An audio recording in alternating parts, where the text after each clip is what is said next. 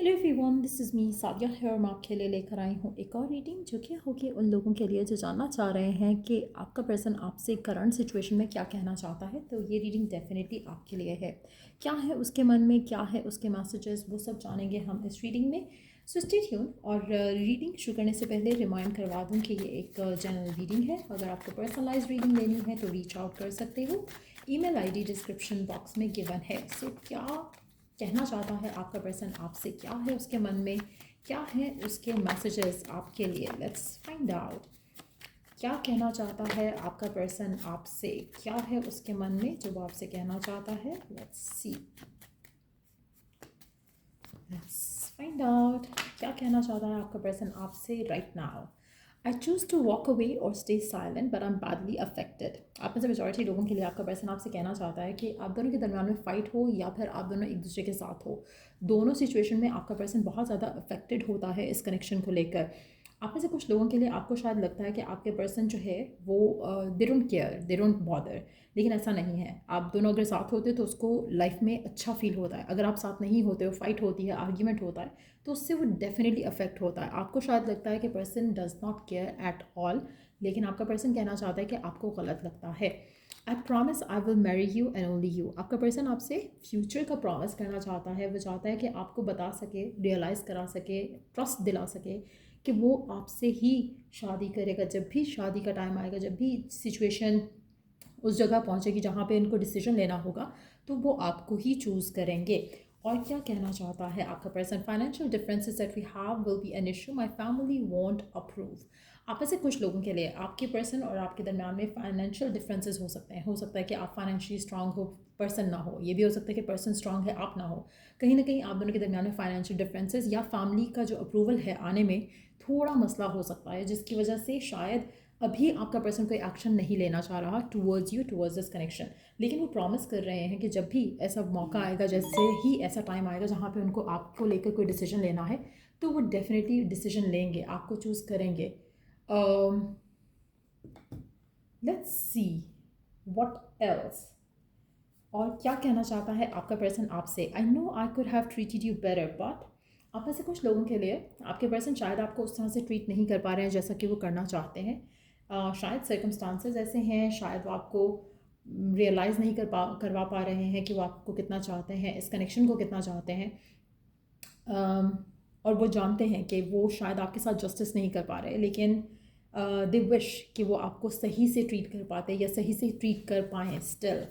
I am sorry for what happen but I will make up for it. अगर आप दोनों के दरमियान में किसी भी तरह से, किसी भी एंगल से कोई आर्ग्यूमेंट या फाइट हुआ है, ऐसा लग रहा है कि आपका पर्सन उस चीज़ के ऊपर शर्मिंदा है, वो आपको सॉरी करना चाहता है उस चीज़ के लिए। एट द सेम टाइम वो चाहता है कि आप उसको चांस दो, वो सब चीज़ें फिक्स कर देगा। जो भी हुआ है इस कनेक्शन में, they will make up for it. I can still feel you. आपका पर्सन आपको कहना चाहता है कि they can still feel you. उनको नहीं लगता कि आपके बीच में फ़ाइट हो जाए, आर्ग्यूमेंट हो जाए तो आप दोनों का कनेक्शन ख़त्म हो जाता है। वो स्टिल आपको फील कर पाते हैं, आपसे बात कर पाते हैं। उनको लगता है कि आपका कनेक्शन काफ़ी स्ट्रांग है। If and when I am ready to commit, you will always be my first choice. आपका पर्सन आपसे कहना चाहता है कि जब भी कभी ऐसा मौका हुआ जहाँ पर उनको कमिटमेंट देना हुआ या शादी करनी हुई, तो आप ही वो पर्सन हो जिसको, जो उनकी फ़र्स्ट चॉइस रहेगा। सो गिवन सर्कमस्टांसिस में अगर वो आपको फ्यूचर का प्रॉमिस नहीं कर रहे तो उसका रीज़न है कोई। कहीं ना कहीं उनकी फैमिली रास्ते में आ रही हो सकती है, हो सकता है कि वो इस पोजीशन में नहीं है कि वो आपके लिए स्टैंड ले सकें राइट नाउ। लेकिन जब भी ऐसा टाइम आएगा जहाँ पर उनको एक मेजर डिसीजन लेना पड़ेगा अपनी लव लाइफ को लेकर, तो आप उनकी फ़र्स्ट चॉइस थे और हो और रहोगे। My mind and heart always brings me back to you. आपका पर्सन आपसे कहना चाहता है कि आपका कनेक्शन उसके लिए इतना इंपॉर्टेंट है कि कहीं ना कहीं वो कुछ भी कर ले, कहीं ना कहीं उनका दिल, उनका दिमाग आपकी तरफ उनको वापस लेकर आता है। अगर आपकी फ़ाइट हो जाती है तो भी आप उनके दिलो दिमाग पे छाए रहते हो, और वो कहीं ना कहीं यही सोचते हैं, यही चाहते हैं कि आप दोनों साथ हो। तो रिगार्डलेस ऑफ कि क्या ब्लॉकेजेस है राइट नाउ, क्या ब्लॉकेजेस फैमिली की तरफ से आ रही हैं इस कनेक्शन को लेकर, आपका पर्सन स्टिल इस कनेक्शन को वर्क करना चाहता है। लेट्स सी कि और क्या है मैसेज आपके पर्सन का आपके लिए। क्या कहना चाहता है आपका पर्सन आपसे, क्या है उसके मन में जो वो कहना चाहता है, क्या है उसके मैसेज जो वो कहना चाहते हैं। Let's see.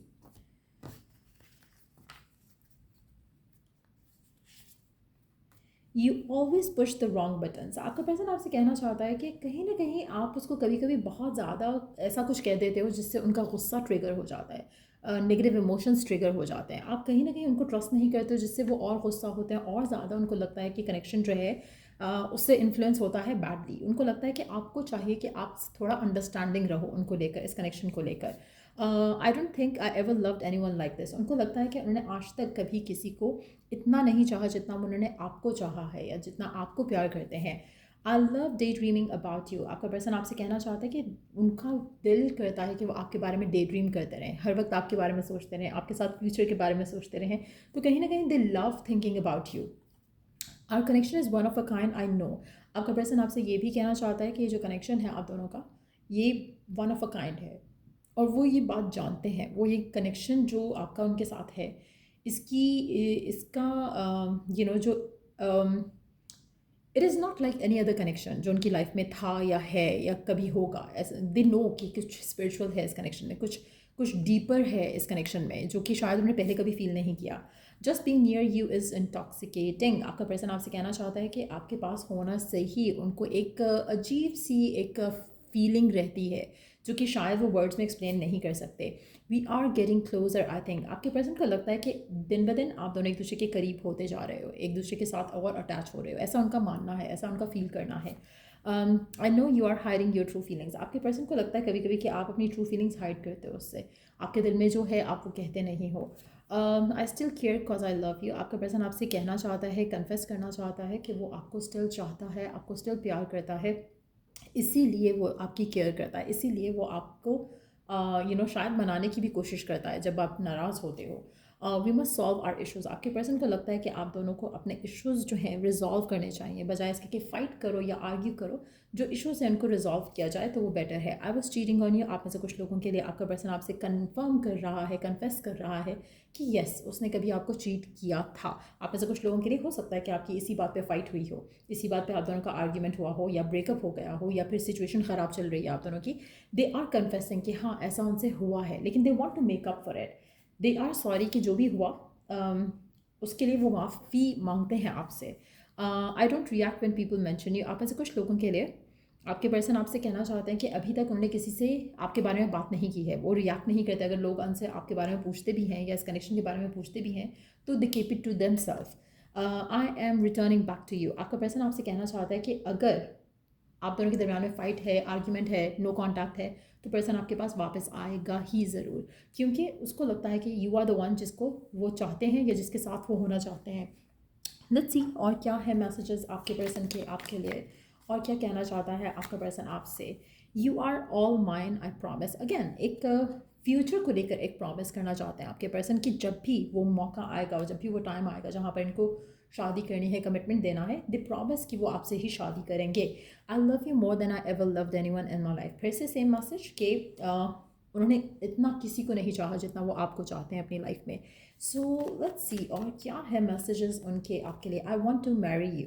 अगेन मेजॉरिटी लोगों के लिए मुझे लगता है कि आपके पर्सन आपसे ही शादी करेंगे, ऐसा उनका मानना है, ऐसा उनका चाहना है। और जिस तरह से वो आपको लेकर फील करते हैं, इस कनेक्शन को लेकर फील करते हैं, they will definitely make things happen. आप में से कुछ लोगों के लिए करंटली शायद इतना सिचुएशन फेवर में नहीं है, लेकिन दे वॉन्ट टू प्रॉमिस कि जब भी चीज़ें बेहतर होंगी ये आपके साथ ही शादी करेंगे। सो ये है मैसेजेस आपके पर्सन के आपके लिए राइट नाउ गिवन सर्कमस्टांसेस में। अगर आपको इस रीडिंग से हेल्प मिला है, गाइडेंस मिली है, तो लाइक शेयर सब्सक्राइब ज़रूर करो। चले जो द नेक्स्ट रीडिंग आप लोगों के लिए। Take care, bye.